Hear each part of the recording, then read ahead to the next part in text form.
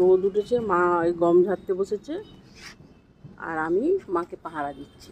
এই যে সব দেখাশোনা করছি যে মা ঠিক মতো করে গমটা ঝাড়ছে কিনা।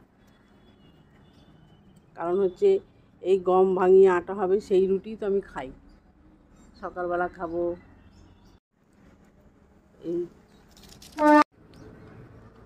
ওদিকে ওদিকে যায় না বাবা, চলো এদিকে চলে এসো, দেখাশোনা করবে তো।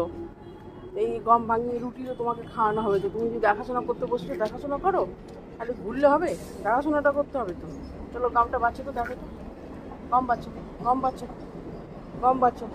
ওই যে ট্রেন চলে গেল, গমটা বেছে নাও ভালো করে, তারপরে যাবো বিকেলবেলা চাকরিতে ভাঙাতে দিতে। হ্যাঁ, তাড়াতাড়ি করে করে নাও।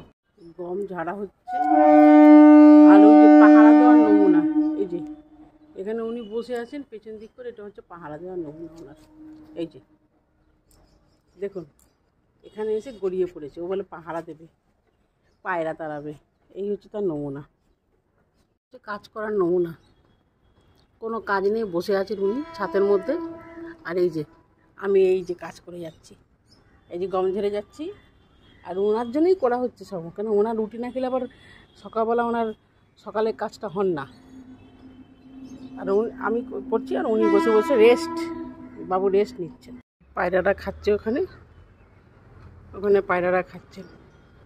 আর এই যে উনি হচ্ছে ছাওয়াতে দাঁড়িয়ে আছেন, উনি ছাওয়াতে দাঁড়িয়ে আছেন, ওনার রোদ্দুর লাগছে। আর ওইদিকে পায়রারা খাচ্ছে।